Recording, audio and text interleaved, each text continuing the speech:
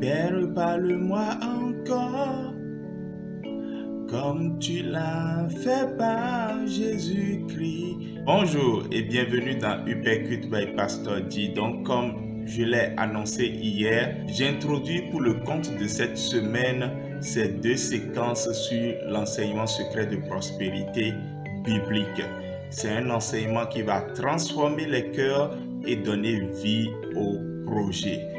Nous lisons aujourd'hui dans Proverbes chapitre 10, le verset 22, un texte bien connu, c'est la bénédiction de l'Éternel qui enrichit et il ne la fait suivre d'aucun chagrin.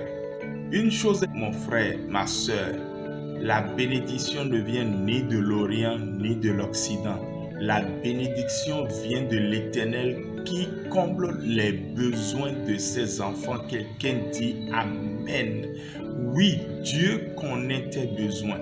Jésus l'a dit, les herbes ne filent pas du coton. Pourtant, les herbes des champs sont très bien et joliment habillées. Les oiseaux ne sèment ni ne moissonnent. Et pourtant, il ne manque jamais de nourriture. Ton Père connaît tes besoins.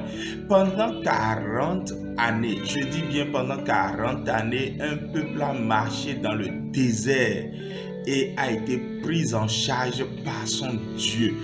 C'est devenu une histoire au point où dans Néhémie chapitre 9, le verset 41, c'est une histoire qui se raconte comment Dieu a veillé sur son peuple, a pourvu à ses besoins, leur a donné de quoi se vêtir et garanti que leurs chaussures ne s'usent point.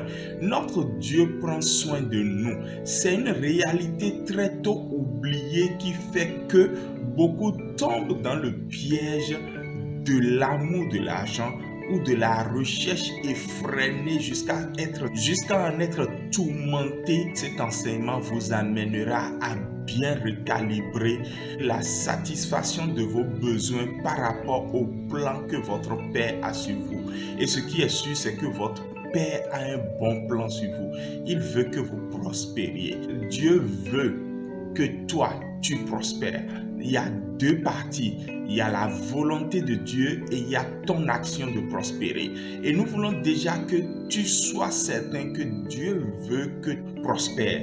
Il connaît les projets qu'il a formés sur toi. Mais c'est toi qui déplaces les bornes. Nous n'arrivons même pas à distinguer ce qui est vital de ce qui est superflu dans notre vie. Et nous traitons les superflus comme des choses vitales.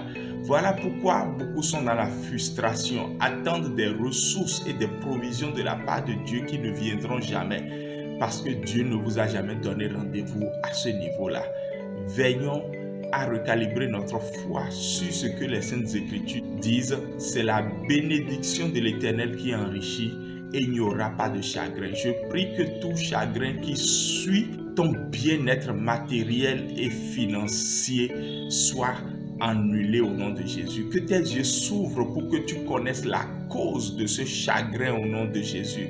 Qu'une grande révélation te vienne de la part du Seigneur pour que tu discernes combien tu es l'acteur toi-même de ce chagrin que tu gères depuis des années au nom de Jésus. Je prie pour que ton Dieu t'amène à la dimension de la satisfaction des besoins que tu as.